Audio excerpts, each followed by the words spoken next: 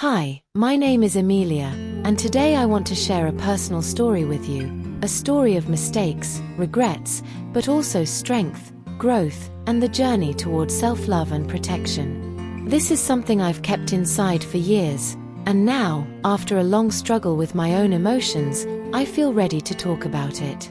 It's not an easy story to tell, but I believe it's important for others to hear it, especially those who might be facing something similar. I was born the youngest of 6 children in a large family. There was always something happening in our house, and I was surrounded by the energy of my older siblings. Growing up in such a large family was both a blessing and a challenge. We were close-knit, but like every family, we had our difficulties. My parents, who had always dreamed of having a son, never got their wish. They had 6 daughters instead. Even though my parents had hoped for a son, they never made us feel anything but loved. My sisters and I always knew we were cherished. My father would tell us stories about how much they wanted a son, but we were never made to feel less than. And in our home, despite the lack of a son, there was always laughter, love, and warmth. But still, as the youngest, I sometimes felt the pressure of being the last chance for something different. When I turned 24, I decided to leave the comfort of my family home and start a new chapter in the city. It was an exciting time, full of hope, ambition, and the thrill of making something of myself.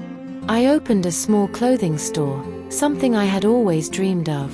But, like any new venture, it came with its own set of challenges.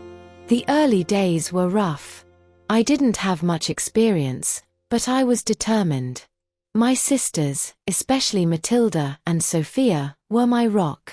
They supported me with advice, encouragement, and, most importantly, their belief in me.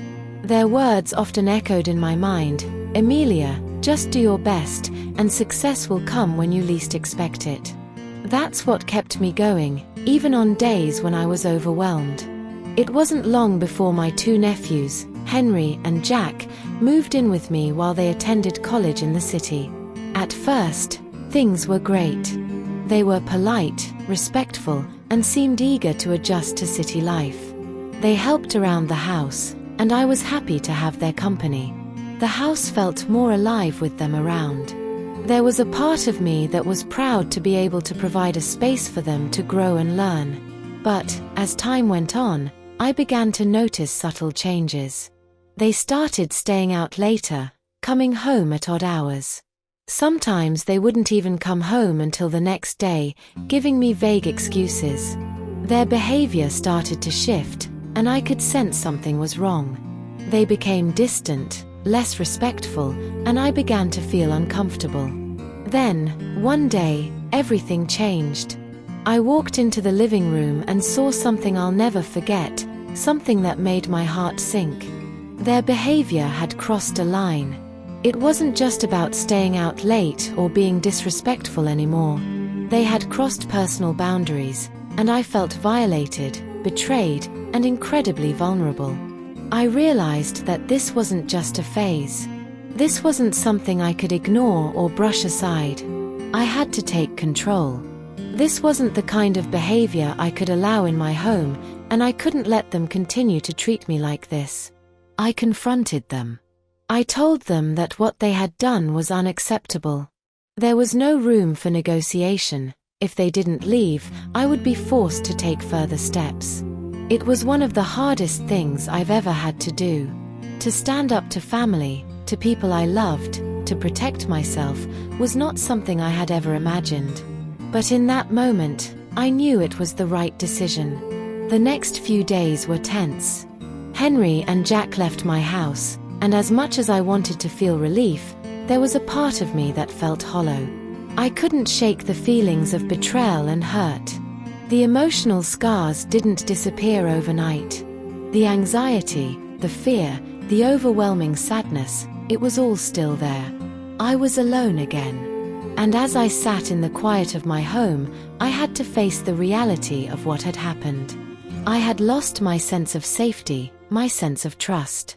I began to question everything, my decisions, my judgment, and my ability to protect myself. I struggled with the feeling of isolation. How could I let this happen? How could I not have seen it coming? But despite the overwhelming sadness, I knew I couldn't stay in that space forever. I had to heal. Slowly, I started to open up, and to my surprise, others who had gone through similar situations began to reach out to me. They shared their own stories of betrayal, of abuse, and of how they healed from it. Their stories gave me strength.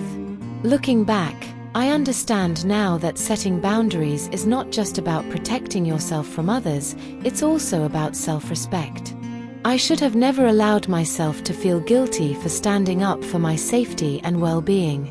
It's a hard lesson to learn, but it's one I'm grateful for now. I understand that sometimes, even family members who you trust can hurt you.